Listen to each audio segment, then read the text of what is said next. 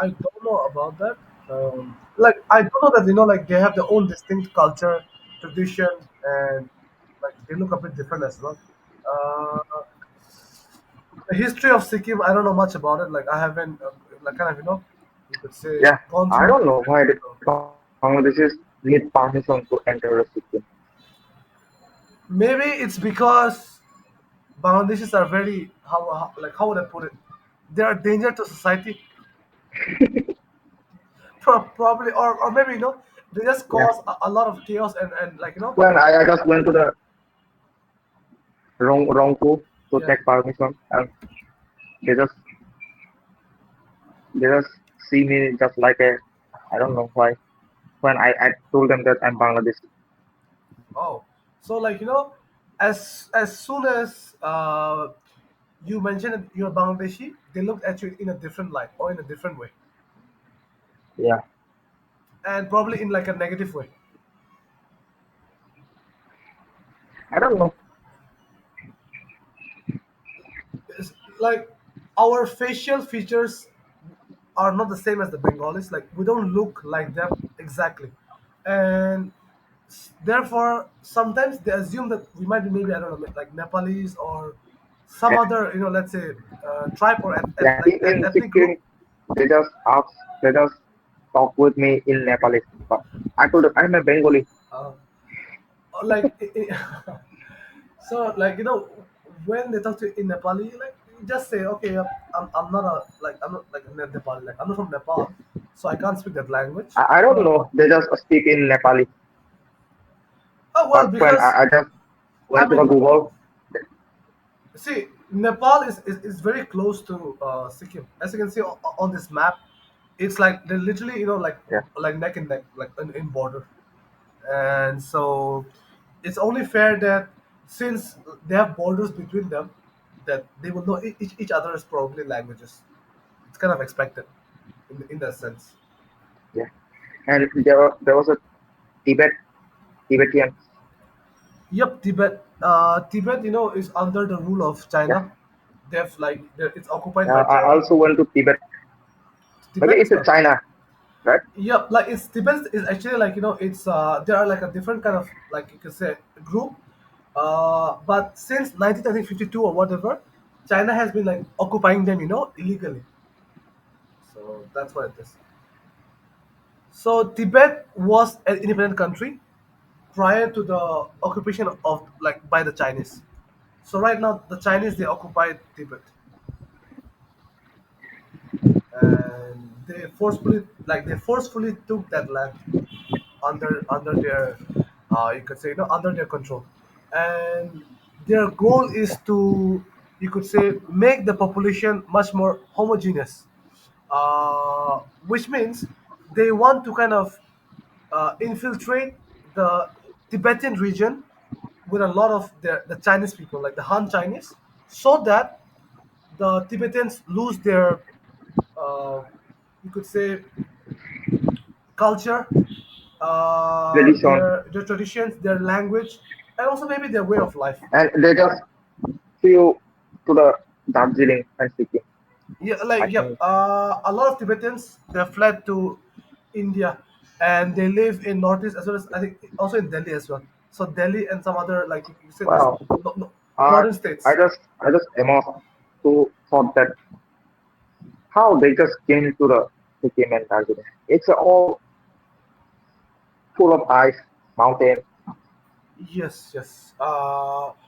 When China when China invaded Sikkim, sorry, when China invaded Tibet, they had to flee their homes, and most Yeah, of them right now they're living as refugees in India. yeah. So the The Indian maybe government gave them in shelter. Darjeeling, the people among us, people is there even maybe they just 500 or 700. Tibetans living there Yeah, in Darjeeling. in Darjeeling. Yep, it's expected because Yeah, since they just selling their traditional dress dress in a museum. in the museum. Nice. That's a tourist spot. I just went to the spot and watched dog. They just go what is it? They describe how they flee to the Darjeeling. Oh, okay, okay. Like how they reached Darjeeling from Tibet. Yeah, Okay. So like a history of their maybe. and they also describe that uh, some people has died to the ice mountain. Okay, okay. So like on their way from Tibet to India, like it is Darjeeling, their migration Yeah, and the route that they had to take and the struggles that they faced is shown in the museum.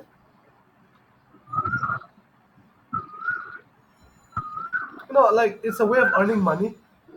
No, since at the end of the day, everybody has has to earn his or her livelihood, and therefore it's expected that yeah. um, Let's go someday to the Tibet. Tibet. But it's Yeah, under Chinese rule. It's pretty risky in that sense. no, it's a tourist spot. It's a I tourist saw that spot, on YouTube. And there's many Bengalis have just went to the Tibet. but the thing is this: since it's under the Chinese occupation, if we go to Tibet, we won't be helping them. We'll actually be helping the Chinese government. Or we'll actually be helping China if we go to Tibet. I think. Yeah, Uh, all the Chinese way, tourism government, I think. yeah. So because all the money that we will spend in Tibet will actually go to China, since it's under Chinese rule. That's what I think it is. So maybe not very ideal. I don't want to go to countries, I don't want to go to regions or places which are oppressed and like let's say deprived of basic human rights. And therefore, when I visit those places, I'm not actually helping them. I'm actually making their life much more, like worse, probably. The Because China, they also take a chance, yeah, like China right now, take a chance to attack Sikkim. yeah, they want to take Sikkim, they want to take Bhutan, they also want to encroach upon Arunachal Pradesh, and probably they're also kind of making incursions into this Nepal. So they're greedy Yeah, for land. Like they want to occupy more and more land. They've already occupied Tibet. Now they also want to make incursions and want to probably let's say build up some I don't know probably some bases in Nepal, in Sikkim, in Bhutan, and also in Arunachal Pradesh. That's the target. That's what they want to do. But as long as I think there's Modi, like Narendra Modi, he will not let it happen inside India. Like, like for me, no, for that was a Sikkim government. They will take care of that. The I mean, Modi is yeah, not no, in well, Sikkim. as in they can take care of it. That's fine, but they will still need the support of the central government. Yeah. Uh, in situations where I also mentioned that if you don't have a Indian government, so why you use the Indian money? Just make some Sikkim money. they can't, because in that case, then they'll have to kind of have their own embassy, have their own passports, their own currency, and a lot of let's say, or have their Yeah, own banks. So it's not as easy as one thing. Yep, you might talk really grand, but when it comes to the reality, and on the ground, like the facts, uh, to becoming your own nation, there's a lot of process that goes behind it. It's not just like I'll just say one thing yeah. and it comes to In pass. It doesn't Sikkim, work like that. Sikkimese people they just scam a lot to the tourist people. Like they're scammers, Yeah, scammers. so they kind of uh like just charge money from the Take tourists. high charge price. Yeah, Oh, from tourists. Well, then before you go there, you must be well informed, know all the details properly, the prices, the local yes, rates, and then yes. go and I visit have it. many information. I saw maybe 1 month in videos. Ah, okay, okay. Yeah, because like whenever you visit any new location or place, it's best to be informed about that place before you actually kind of go travel there, so that you don't fit like you don't come across any, you could say, awkward or untoward experiences or circumstances. All right, so that's I Yeah, think that should like be kept in mind whenever you kind of visit a new location. That should always be the priority. And yeah, so as going back to this, the Chinese government, that's why I'm not really in favor of going to Tibet, uh, as it doesn't really help their cause. It'll just kind of boost the economy of the Chinese government, the Chinese tourism department, and I don't want to have any part in helping the Chinese government. It's the same like if you talk about in the CHT, those kind of the armies uh, setting up those tourist spots and building all these resorts, but it doesn't actually help the local people. So the people who are the original inhabitants, yeah, it does not help them. So like it actually makes their life more miserable because they lose their land, they lose their livelihood, and or it also degrades the ecosystem, and it kind of literally it eliminates biodiversity in the area. So yeah, why should I help the oppressors? When they're actually like against basic human rights. I would never want to be like part of that, because it'd be a shame actually to actually support something like that. So that's why I don't want to go to places where there's actually some yeah. tension and there's a Next time history. when I will to Sikkim, I will visit the border of Sikkim. Sikkim. Like have you gone to Bhutan? No, Well, I think you should visit Bhutan, because recently the Bangladesh government, like, they made an agreement with the Bhutanese government, and they said that they will lower the taxes for Bangladeshi tourists. Okay, that's what they mentioned. So I think this took place probably last month, I think, yeah, and I think we don't also need visa. or like I think visa on arrival, probably, or like they'll lower the visa fees, Yeah, maybe. So like traveling no, no, we don't need visa to to travel enter to, Bhutan. to Bhutan. Okay, yep. So so it makes your travel even much more easier, right?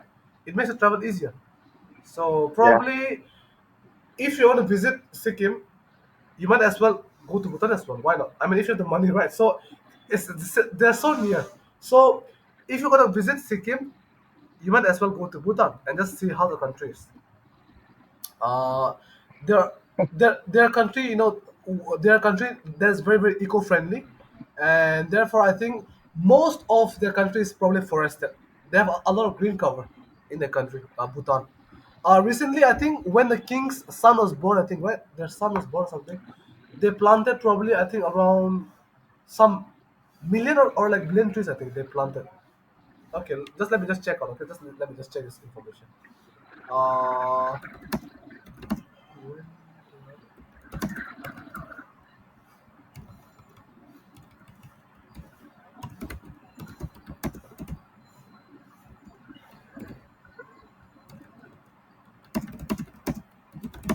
how many trees were planted? Okay. Yep. So, when Bhutan's like this kind of the king's son, which means when Bhutan's prince was born, they planted around 108,000 trees, or you can say 108,000 trees. Like they planted that many trees when the king, like when the prince was born. And so they're actually pretty sensitive towards the ecology or the ecosystem, and they also try to maintain the biodiversity in the country. That's why they respect nature a lot. That's what I like about them. And same for this is like my other student who's from Vietnam. They have around, like, in a country they have probably around 42% forest cover. Okay, 42% in Vietnam, yeah. forest cover. And do you have any idea how much forest cover do we have, Bangladesh? Any idea about that? I don't know. A meager The chance it 11%. on Google. A meager 11%. This is a pathetic, like I say, state of like figure, a pathetic state of figure, because it shows, how bad we are when it comes to actually caring about the environment. The minimum recommended forest cover is 25% for every country. So it is recommended that every country should have at least 25% forest cover in the country. But we only have 11% in Bangladesh as forest cover. And right now, as you can see, if you talk about Bandarban, Khagrachuri, Rangamati, in the past, these were heavily forested regions. But right now, with a lot of like deforestation and cutting down trees for maybe building some, I don't know, like for like constructing new roads, buildings, or whatever purposes like that they're talking about, it's actually destroying the environment. And this in the long term will actually, you could say, put a danger to our society. uh, we are already experiencing global warming. Next, we'll probably experience lots of, Yeah, maybe, let's say, it's happened droughts. in every country. Yep. No, it's happening in every country, true, but as like, we're in a minority. We belong to like very small groups of people, right? Our population is not that much. If you talk about the 60, the indigenous groups, our population is pretty minimal, or you can say it's pretty small if you look at the global figure. And so, our like community or our tribes are actually in danger when you look at the global picture. Okay, and at this rate, in the next 20 years, we might face water shortages. There might be, you could say, excessive floodings or droughts, and also food shortages in general. Yeah, Right. And like, I don't want it to happen for our people. It'll be pretty, you could say, pretty sad or pretty tragic in that regard. And I don't want that. But right now, as you can see, lots of this greedy businessmen, they're constructing new buildings, new roads, cutting down trees, building resorts, building, I don't know what God knows what, building new swimming pools, or like, what the hell, like they want to earn. All they care about is just earning profits, and in the process, they're destroying the environment on which our community depends on. Yeah. Okay, after this session, where do you intend to go? I will not go. I will sleep. Okay, and then go in the evening or at night. That's the plan. Yeah, Okay, all right. I feel sleepy. Because you probably had a pretty heavy lunch, I think. Okay, yep. I Yeah, won't keep you. I won't keep you for any longer. Take rest, and I shall see you in the next class on Monday. Is that it? On Monday, right? yeah. Let's have it Monday, the next session. All right. I'll see you on Monday. Okay. Okay, see you. Yep. See you on Monday. Take care for now.